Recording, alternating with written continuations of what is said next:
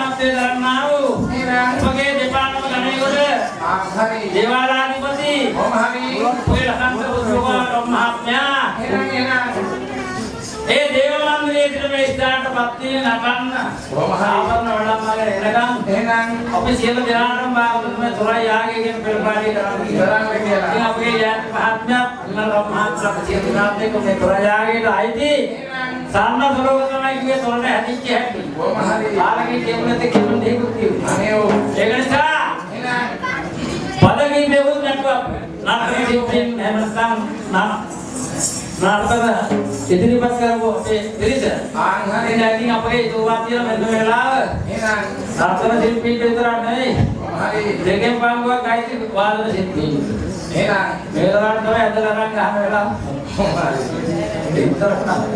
ඒක නිසා අපගේ නැසීනිය බලන ගියාවු එහෙනම්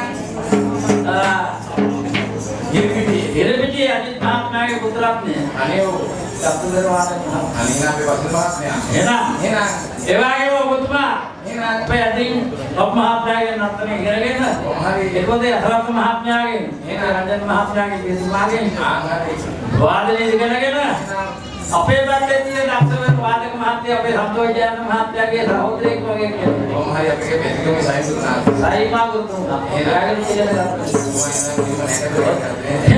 ඒක නිසා ඔබතුමා හරි ඒ වගේම මට අවුරුදු 20ක් විතර වැඩ ගහපු අපේ උපාලි මහත්මයා.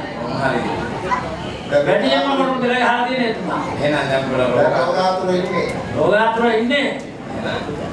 එතුමාගේ පුත්‍රයන්ගේ තමයි දැන් අපිට ඉන්නේ පැත්තටම ඉන්නේ වාලක මහත්තයා. කොහොම හරි අපි සචී මහත්මයා. සචී මහත්මයා.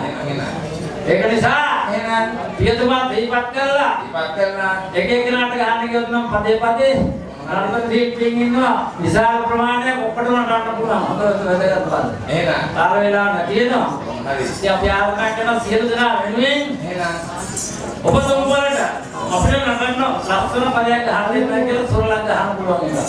කවිය ගහන්න ඕන. කවිය ගහන්න කවිතාන කියන්නේ ඒකයි උනා. නටුව නටන්න කවිය ගහන්න කවිතාන කියන්නේ ඒකනේ.